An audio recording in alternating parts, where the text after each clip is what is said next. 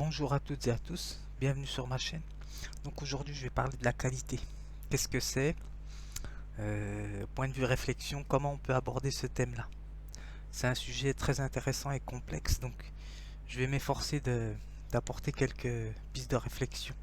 Je sais que ce n'est pas exhaustif ce que je vais faire, mais point de vue philosophique, je vais essayer de traiter le sujet par, par le concept. Donc c'est pour ça que, d'ailleurs, comme je vous ai dit dans toutes mes vidéos, mon, mon but, on va dire, entre guillemets, c'est d'apporter un petit peu d'éclaircissement à partir de mon emprunt des concepts philosophiques. Donc voilà. C'est un but, on va dire, philosophiquement désintéressé. Et pas vraiment un désintéressé, puisque ça m'apporte à moi aussi, donc c'est un échange aussi, donc je m'enrichis aussi en même temps. Donc si vous pouvez me laisser des commentaires, j'insiste souvent, mais bon, ça serait bien que je puisse ne pas discuter seul, quoi. Donc voilà. Alors, je vais commencer par lire par introduire le concept que je vais mettre directement. De toute façon, c'est les passions. Donc voilà. Donc le concept philosophique, c'est les passions. Donc ça va être une, une vidéo un petit peu longue, mais vous allez voir, c'est intéressant. Alors, passion. État de celui qui subit. Passivité. Alors, je vais pas tout lire. Alors là, là c'est intéressant. En psychologie, la passion s'oppose à l'action. En morale, elle s'oppose à la raison, comme à la démesure, à la tempérance. Donc voilà. En fin de compte, la passion, c'est tout ce qui est irréfléchi et tout ce qui est à l'inverse de l'action. Donc voilà, la démesure, la déraisonnance de l'être humain, quoi. De sa folie aussi, bien sûr. Donc voilà. Alors, je vais ranger le dictionnaire. Alors, je vais vous lire la définition que j'ai trouvée dans mes dictionnaires, les deux. Qu'est-ce que la qualité? Donc, bien que tout le monde sache ce que c'est, mais précisément, il faut voir ce que ça veut dire exactement. Donc, pour moi, je vais l'utiliser en termes philosophiques. Ça veut dire c'est la manière d'être. Donc, alors, je vais vous lire déjà la définition simpliste, on va dire, abordable pour toutes les personnes. Alors, qu'est-ce qu'ils disent? Ils disent euh, attribut, caractère, propriété, excellence, surchoix, aloi, attribut. Oui. Donc voilà. Et ils disent aussi la manière d'être, plus ou moins caractéristique. Voilà. Mais moi, je vais utiliser celle-ci qui est au sens philosophique. Alors, elle est où? Elle est la manière d'être, aspect sensible et non mesurable des choses. Une des catégories fondamentales de l'être. Donc voilà, ça veut dire c'est vraiment sa valeur intrinsèque, toi. En termes philosophiques, manière d'être, ça veut dire au sens spinoziste, ça veut dire manière d'être, c'est ce qui me définit euh, intrinsèquement. Alors, deuxième définition dans le dictionnaire de Larousse. Donc là aussi, ils disent à peu près la même chose. Qualité, manière d'être. Alors, au terme latin, c'est qualitas. Voilà. Qualitas de calice. Quelle manière d'être. Bonne ou mauvaise. Ça revient au concept philosophique de Spinoza. Bonne ou mauvaise. Bonne ou mauvaise manière d'être. Donc voilà.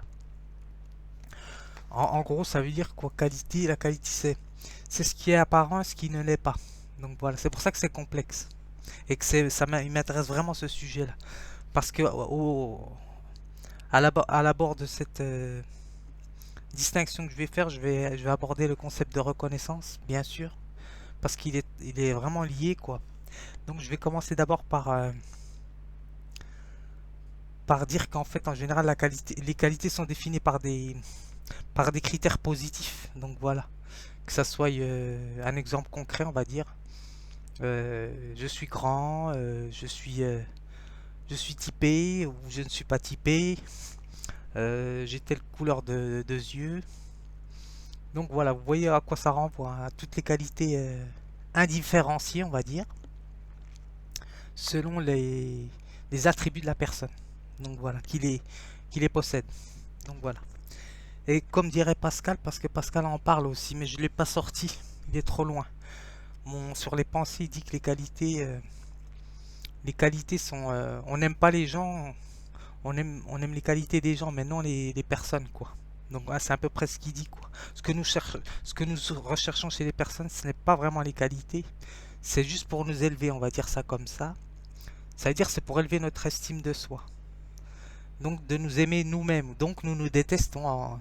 Si on fait le paradoxe, ça veut dire que il y a une contradiction en fait entre s'accepter et ne pas vraiment s'accepter. Parce que si on, par exemple, si on se met avec quelqu'un pour l'apparence physique, ben, ça va vouloir dire on recherche chez l'autre des qualités pour nous valoriser. Voilà, c'est pas la même chose. Et c'est pareil pour le travail, c'est la même chose. Quand un employeur vous emploie, c'est pour vos qualités, on dit. C'est-à-dire soit vous êtes assidu ou bon ponctuel comme ils disent, ou soit vous êtes quelqu'un de très organisé, comme ils disent, ils aiment beaucoup ça aussi dans les entreprises. C'est normal pour que ça fonctionne bien. Vous êtes poli, vous êtes serviable comme on dit. J'aime pas du tout ce terme-là, mais je sais qu'on l'utilise beaucoup. Donc voilà, c'est toutes les qualités qui rassemblent le concept. Pour moi, c'est pas un concept, mais bon, concept de reconnaissance.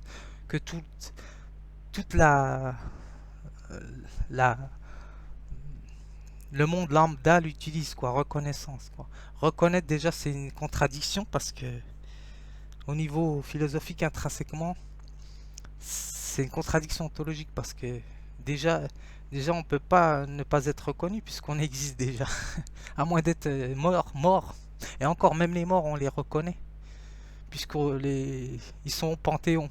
Donc, enfin, au Père Lachaise.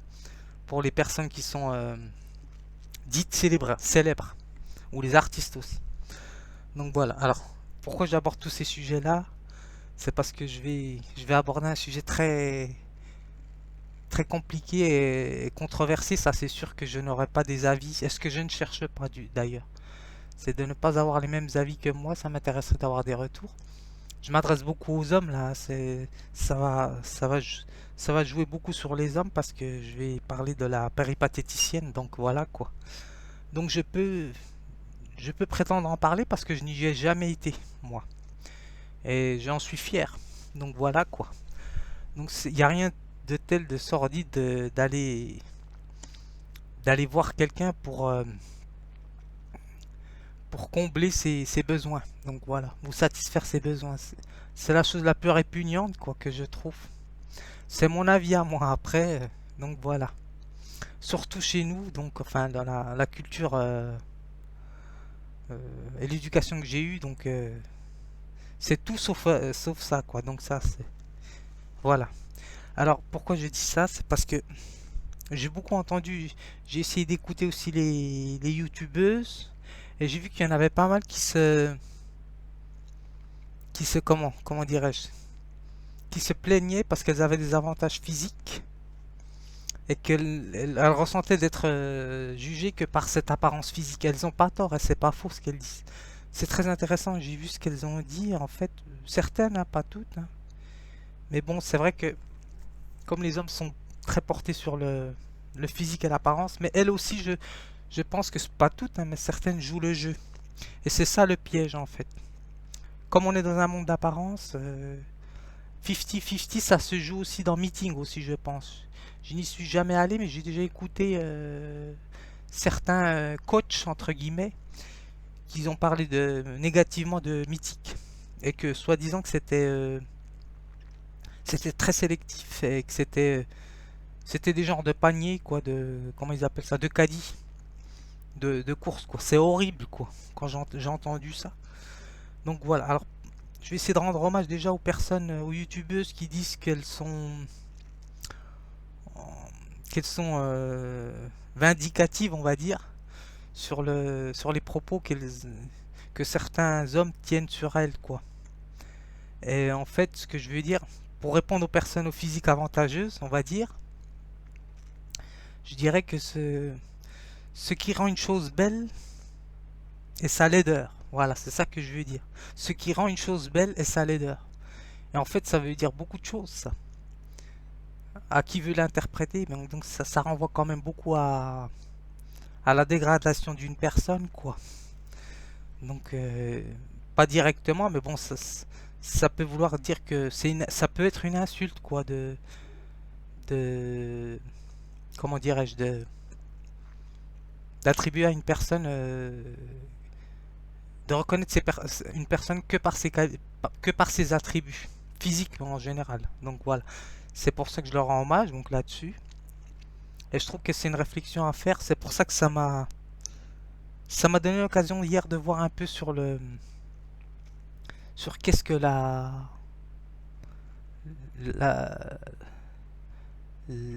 la décadence, on va dire, de la, entre guillemets, moi j'appelle pas ça un métier, ça c'est sûr, la péripatéticienne, hein, comme ils disent.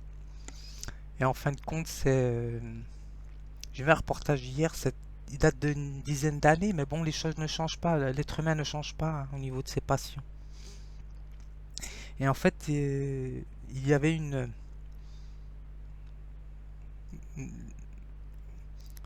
le témoignage d'une infirmière, d'une ancienne infirmière qui a quitté, une infirmière en psychiatrie qui a quitté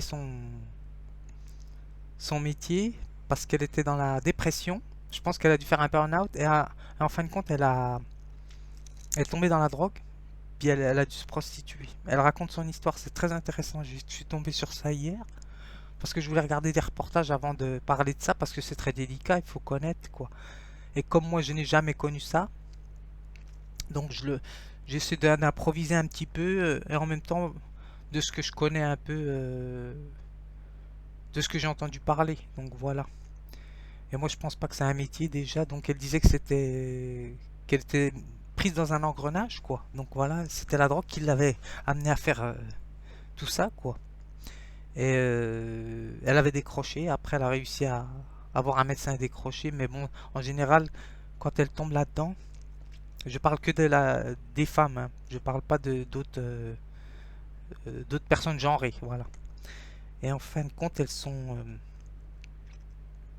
prises au piège, hein, toutes seules, quoi, en fait. Pas vraiment toutes seules, hein, puisque bon, je pense que ça relève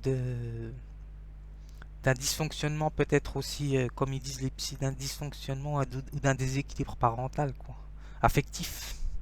Donc c'est très complexe. Donc j'ai fait une petite recherche sur Ça fait longtemps que je lis ça, mais que j'avais fait une recherche sur depuis quand ça date la prostitution. Et donc c'est fou, mais je vais vous lire d'abord la définition pour ne pas faire d'amalgame.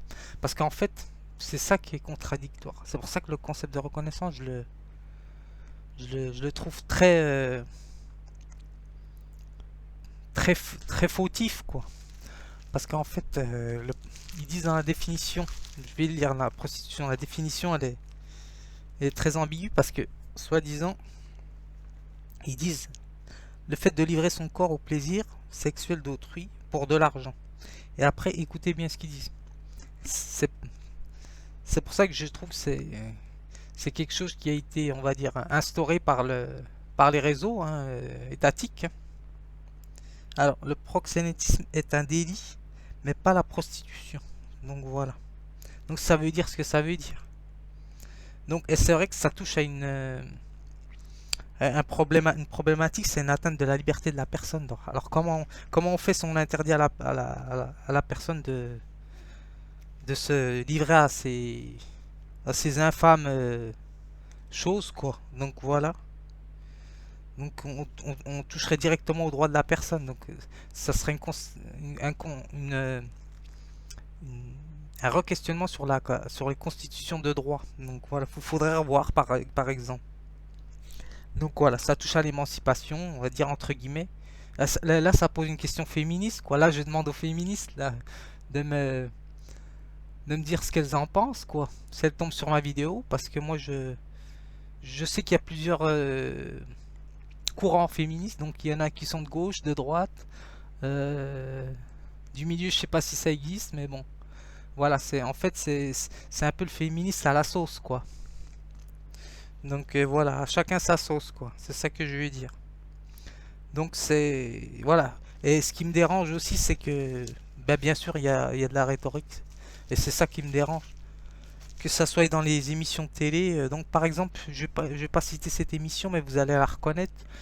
C'est le titre, c'est il est interdit d'interdire. Donc qu'est-ce qu'ils veulent dire par là? Qu'est-ce qu'ils veulent dire par là? Donc voilà, ça peut être interprété de beaucoup de manières. Donc voilà. Ça peut vouloir dire, voilà, chacun fait ce qu'il veut, mai 68, la liberté d'expression. Je sais pas ce que ça veut dire exactement, c'est flou quoi. C'est pour ça que j'ai dit c'est toute une panel d'interprétation. Donc voilà. Donc je pense que ce que je veux dire c'est que ce qui rend une chose belle et sa laideur en fait c'est qu'en fait je pense que les hommes sont quand même responsables des problèmes, je pense, actuels et de tout temps, je pense, hein, moi je pense. Qu'il y a, voilà, il y a quand même une grosse part de notre faute, quoi. Je pense, hein, à mon avis, hein. Donc voilà, c'est mon avis personnel, hein. Donc voilà. Alors, bien que ça soit plus complexe que ça, parce que voilà, nous sommes tous issus d'un, comment dirais-je, de pulsion-répulsion, donc ça aussi. Donc les désirs ne se commandent pas aussi, parce que on peut avoir des passions, par exemple, la personne féminine, la personne féminine ou l'homme masculin, il peut avoir des passions et ne pas les connaître, on va dire ça comme ça. Même si c'est un peu contradictoire ce que je dis, mais ne pas les ne pas en connaître un peu la signification, qu'est-ce que c'est exactement. Parce que c'est très flou, hein, les passions, qu'est-ce que c'est. Donc voilà quoi. Une passion en amène une autre. Donc c'est pour ça, c'est ça que je dis. Donc par exemple, voilà.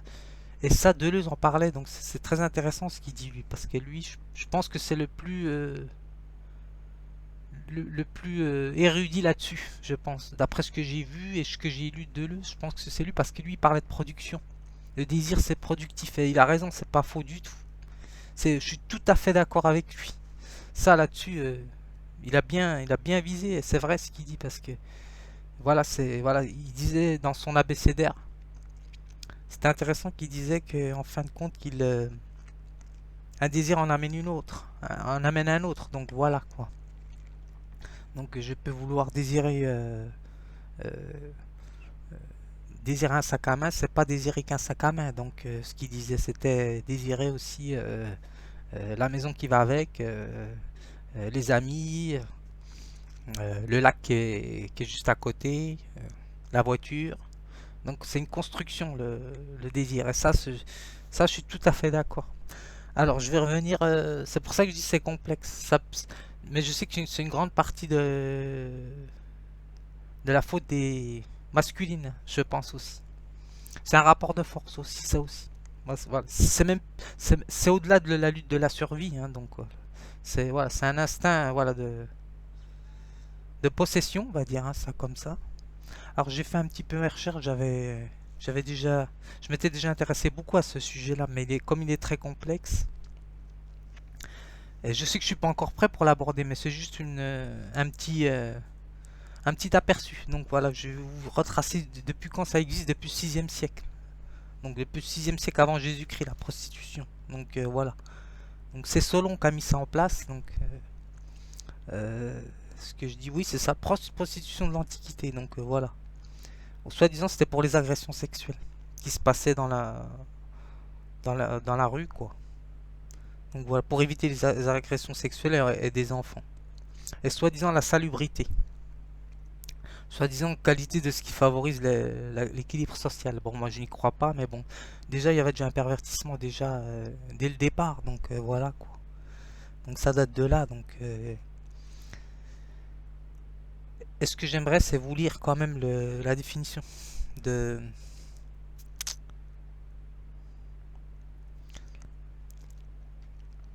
de ce que c'était. Bon, on va dire, il distinguait les femmes quoi en catégories. Bon, voilà. pour un peu réveiller les hommes. C'est surtout pour les hommes qui se réveillent, quoi.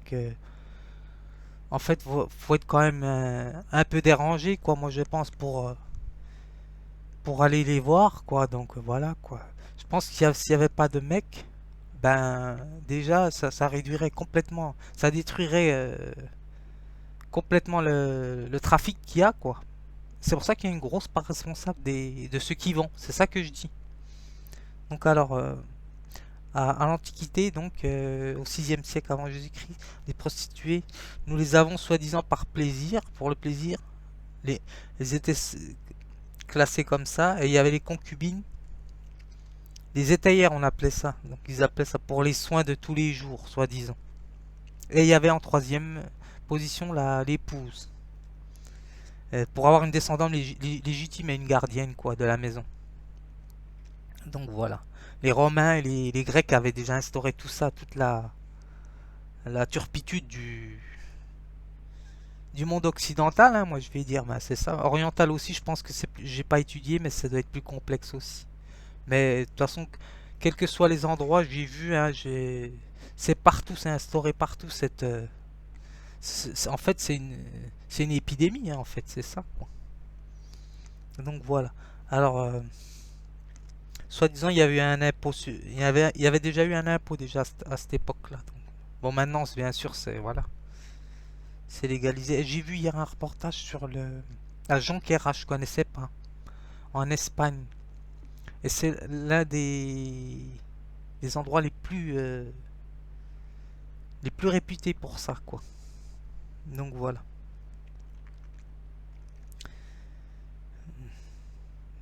Et comme dirait Victor Hugo, il faut bien mettre les mains dans le cambouis, hein, pour savoir ce qui se passe, quoi. Donc voilà. Et d'ailleurs, j'ai une citation de lui sur ça, je vais vous la dire après. Donc alors, soi-disant, c'était utile et nécessaire à la société dans le temps de Solon, quoi. Voilà, l'empereur.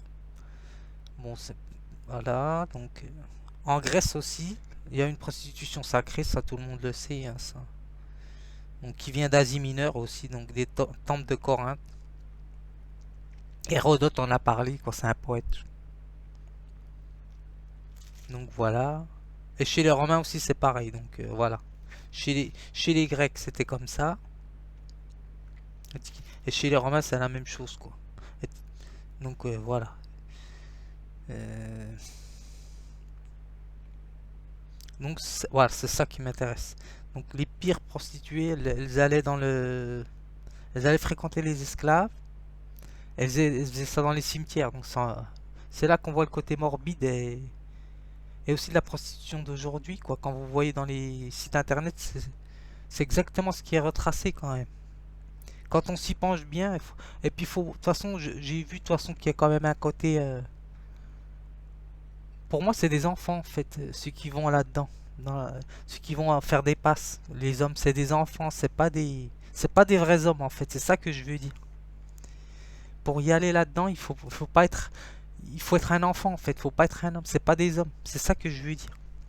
On a beau à nous dire euh, le désir au niveau psychanalytique, j'y crois pas là quand ils disent que la maman et la putain là. Donc la contradiction ambivalente là-dessus, j'y crois pas beaucoup. Donc, voilà. Si on est un homme, je pense pas qu'on a besoin d'aller se rabaisser jusque là, quoi. Donc parce qu'en fait, c'est se mépriser soi.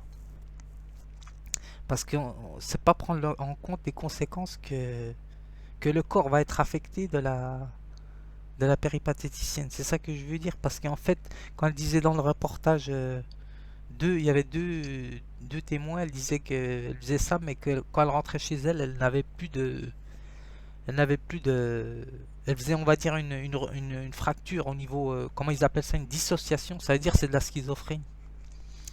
Donc, moi, je pense pas qu'on puisse faire une séparation cartésienne corps-esprit, quoi. Moi, je suis spinoziste.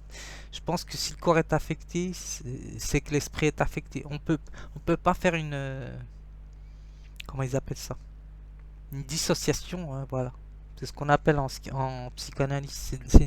C'est une façon de mettre en, de mettre en veille, on va dire, une coupure psychique, on va dire, pour ne pas affecter l'esprit. Donc voilà, je pense pas que ça existe ça, hein. Donc voilà quoi. Une fois que vous êtes affecté, on va dire, parce qu'en plus elles ont dû subir tous les sens quoi. Donc il y a les odeurs, il y a la violence qu'il doit y avoir. Et j'en passe quoi. Donc voilà. Alors, donc voilà ce que je vous disais. Toutes ces femmes luttaient pour manger. Donc c'est pour ça que je reviens encore à ce que je disais, que la pauvreté amène à l'acte de vendre son corps, quoi. Voilà. C'est pour ça que je parle de revenu universel. En fait, tout est lié, ce que je dis. C'est logique. Donc voilà. Que ça plaise ou non, de toute manière, j'ai dit que j'allais être le plus honnête possible dans mes vidéos. Ce n'est pas des vidéos d'information que je fais, hein. C'est des vidéos éducatives, philosophiques, concrètes, quoi. Donc voilà. Si c'est pour laisser quelque chose sur internet, autant laisser quelque chose d'honnête et de d'éternel, quoi. Quelque chose qui va servir à d'autres générations peut-être aussi. Donc si ce n'est pas ces générations là, donc voilà, ça pourra apporter des questionnements. J'ai vu les conséquences que ça amenait chez les personnes qui s'adonnaient à la prostitution. Donc voilà, ils appellent ça une décorporalisation. Processus de modification physique et psychique. Donc clivage de l'image corporelle dont le résultat final est la perte de l'investissement. Voilà, ils appellent ça en psychanalyse l'investissement. Dont le résultat, voilà, est entier de son propre corps. Perte de soin du corps, donc ça amène négligence, mépris de soi, d'elle-même, donc voilà. Et ce processus est provoqué par la nécessité, ils appellent ça, de s'adapter à un contrat d'effraction corporelle, ils appellent ça. Donc voilà. C'est une anesthésie en fait qui se font psychique. En fait, c'est comment ils appellent ça. Absence de ressenti corporel, voilà, c'est ça. Donc seuil de tolérance à la douleur très élevé, elles ont. Mais alors les autres troubles qu'elles ont, c'est urogénicologique sexuel, donc de la sexualité. Troubles du cycle aussi menstruel, ça c'était sûr. Infertilité, bien sûr. Problème dorsal, respiratoire, tuberculose et tout le reste, hein. Donc voilà, métabolique, nutritionnel, varices, musculaire, troubles cardiovasculaires aussi, j'ai dit. Douleur abdominale, œsophagien, ulcère. Donc voilà tout ce que ça apporte. Donc c'est un message pour les hommes, quoi, les vrais hommes, quoi, qu'ils arrêtent d'aller jouer aux enfants, quoi. Donc voilà, et de se prendre une vraie compagne. Et donc voilà. Donc voilà, petite vidéo de réflexion. Vous me direz ce que vous en pensez ou pas, hein. Donc à la prochaine.